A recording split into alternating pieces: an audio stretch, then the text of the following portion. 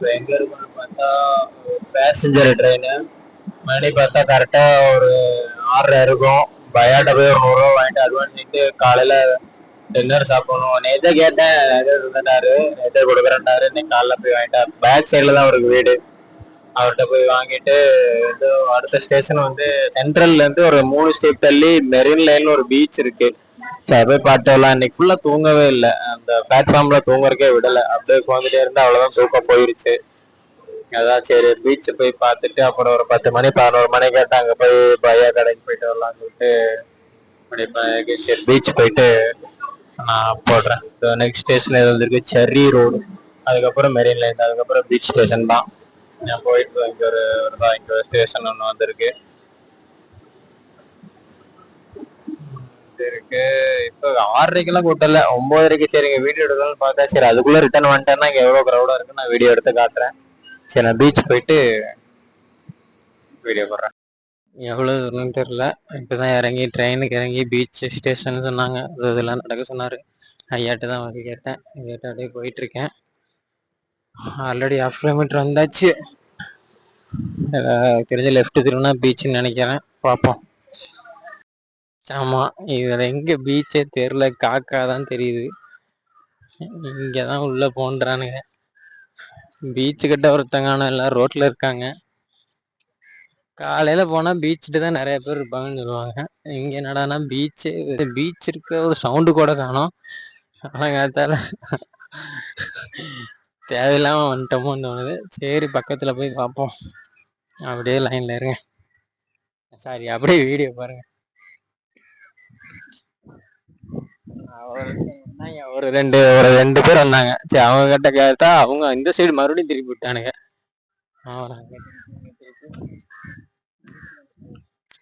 Beach தான் போலயே. Beach கிட்ட ஒருத்தனும் இல்ல, எல்லாம் வந்து அங்க ரோட்ல தான் வாக்கிங் போயிட்டு இருக்காங்க. பீச்சுங்க காலியா இருக்கு. பீச்சா இது என்னன்னே தெரியலையே.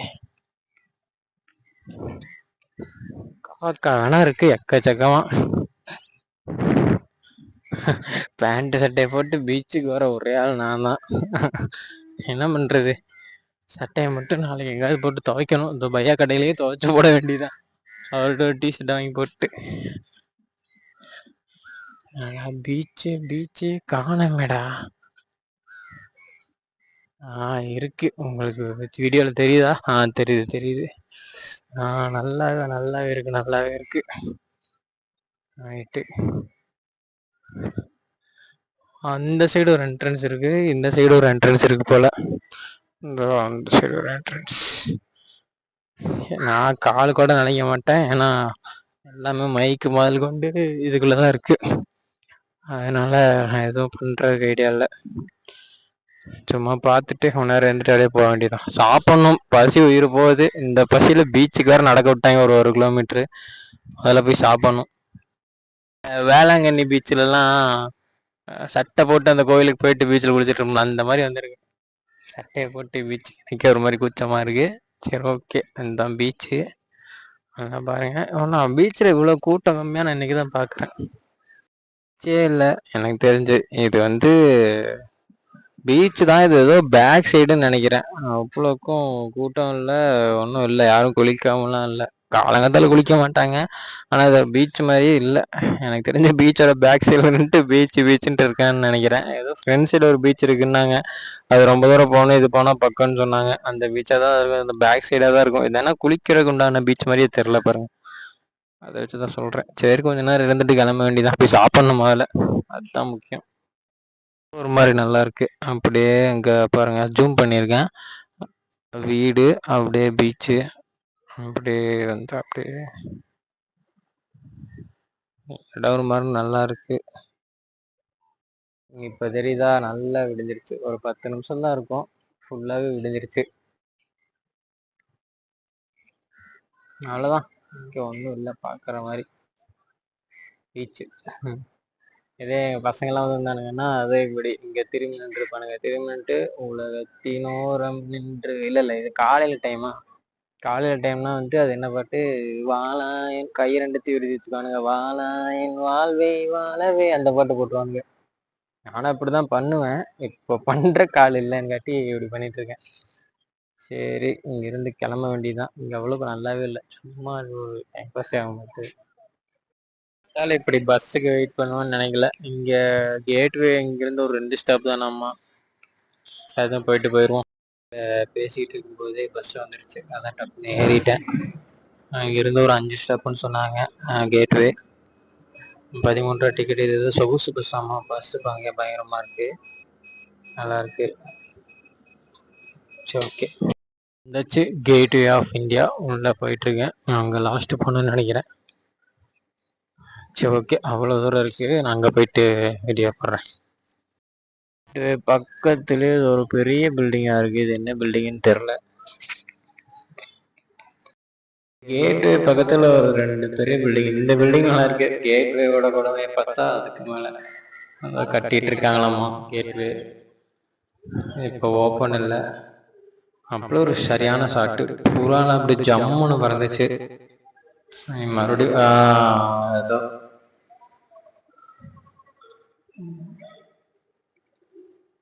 பயங்கரமா இருக்கா.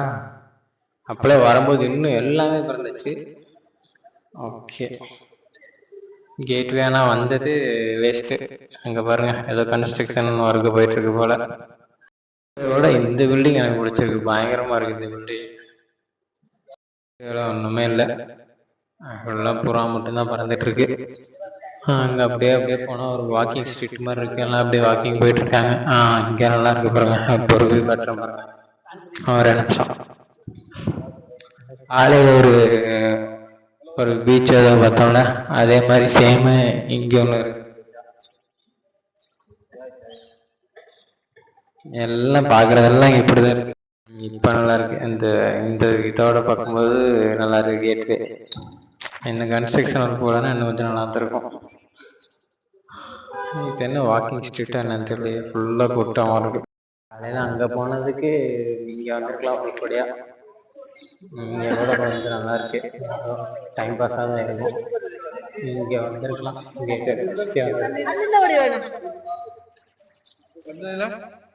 பயங்கரமா இருக்கு வியூலாம். இங்க போட்டோஸ் எல்லாம் போட்டுருக்காங்க.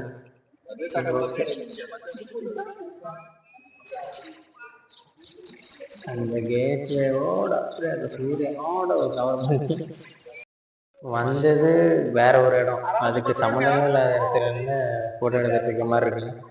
இங்க இந்த சைடு இருக்கு கேட்வே, ஆனா இந்த சைடு தான் நல்லா இருக்கு. கேமரா கிளாரிட்டி நல்லா இருக்கு, பில்டிங்கும் சூப்பரா இருக்கு. போட்டோ ஷூட்ல எடுக்கிறதுக்கு ஜம்முன்னு இருக்கும். இங்க நல்லா இருக்கு, ஜாலியாக என்ஜாய் பண்ணிட்டு. அந்த இப்போ ஒரு வெட்டிங் ஆனிவர்சரி போட்டு போயிட்டு இருந்தாங்க, வெட்டிங் ஷூட் எடுக்கிறாங்க. எல்லாம் வாக்கிங்லாம் போயிட்டு ஜாலியாக இருக்காங்க, பீஸ்ஃபுல்லாக இருக்காங்க.